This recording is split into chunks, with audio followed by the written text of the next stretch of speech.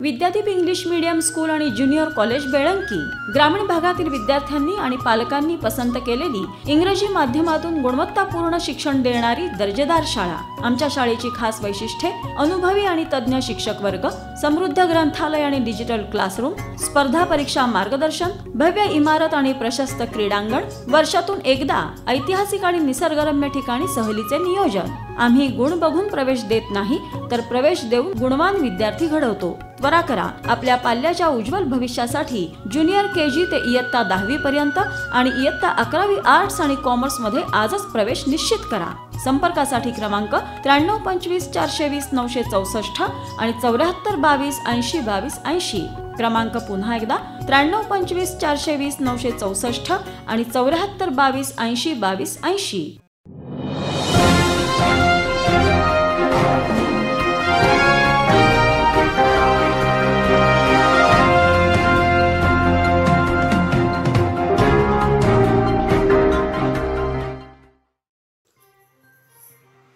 गुरुकुल शिक्षण संस्थेचे अध्यक्ष मान्य श्री मोहन वनखंडे सर यांचा वाढदिवस मोठ्या उत्साहात संपन्न झाला।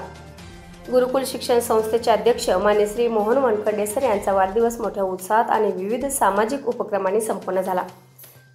मान्य श्री मोहन वनखंडे सर यांच्या वाढदिवसानिमित्त शिक्षण महर्षी डॉक्टर बापूजी साळुंखे महाविद्यालय येथे मान्य श्री मोहन वनखंडे सर युवा मंच यांच्यातर्फे भव्य अशा रोजगार मेळाव्याचे आयोजन करण्यात आले होते।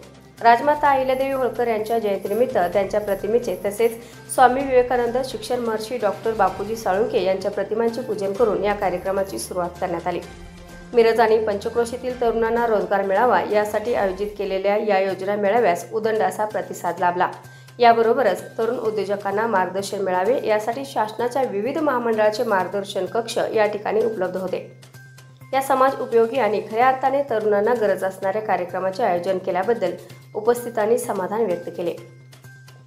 या रोजगार मेळाव्यात सांगली लोकसभा मतदारसंघाचे खासदार मान्य श्री विशालदादा पाटील, आमदार माननीय इद्रिसभाई नायकवडी, माजी मंत्री महाराष्ट्र राज्य मान्य श्री अजितराव घोरपडे सरकार, महाराष्ट्र राज्य पत्रकार संघ मुंबई व ऑल इंडिया जर्नलिस्ट असोसिएशनचे महाराष्ट्र राज्य संघटक ज्येष्ठ पत्रकार श्री संजय भोकरे यांच्यासह मिरज व सांगली जिल्ह्यातील नेते मंडळी, माजी नगरसेवक व अन्य मान्यवर उपस्थित होते।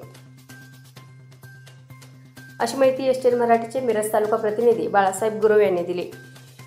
याबरोबरच हे बातमीपत्र संपले। पुन्हा भेटूयात पुढील बातमीपत्रात। तोपर्यंत नमस्कार।